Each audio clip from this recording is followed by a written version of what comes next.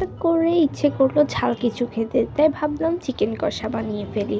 তো যেই ভাবা সেই কাজ, চিকেন কষার রেসিপি নিয়ে আজকের এই ভিডিও। সো হ্যালো এভরিওয়ান, আসসালামু আলাইকুম, welcome to my another video. Chicken নিয়ে নিয়েছি, তার সাথে লবণ, মরিচ গুঁড়ো, হলুদ গুঁড়ো, জিরার গুঁড়ো দিয়ে দিয়েছি, বেকিং পাউডারও দিয়ে দিব পরিমাণ মতো। তার সাথে পেঁয়াজ এবং মরিচ ব্লেন্ড করেও নিয়ে নিয়েছি। তো সবগুলো একসাথে দেওয়া হয়ে গেলে আস্তে আস্তে করে মেখে নিব। তার সাথে ধনে পাতা ব্লেন্ড করেও দিব যাতে সুন্দর স্মেলের জন্য আসলে ধনে পাতাটা দেওয়া হয়। তো ভালো করে মেখে ম্যারিনেটের জন্য রেখে দিব। যত বেশি ম্যারিনেটে রাখবো তত বেশি মশলাগুলো ভালোভাবে ঢুকবে। তো ম্যারিনেটে কিছুক্ষণ পর আস্তে আস্তে সবগুলো চিকেন একসাথে ভেজে নিব।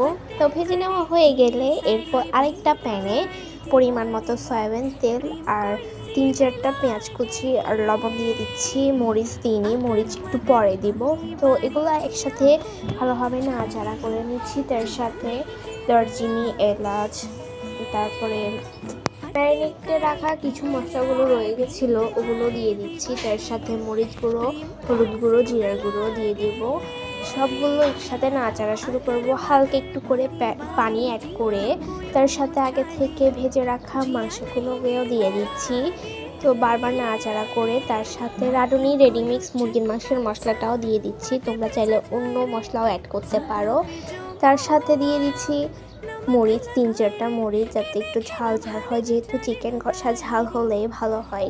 তো টমেটো দিয়ে ভালোভাবে নাড়াচাড়া করে কিছুক্ষণ পর ঢাকনা থেকে খুলে ধনে পাতা দিব। তো ধনে পাতা দিলে ভালো একটা স্মেল আসে, স্মেলটা অনেক সুন্দর হয়।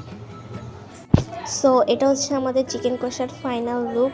কেমন হয়েছে অবশ্যই তোমরা কমেন্ট করে জানাবা।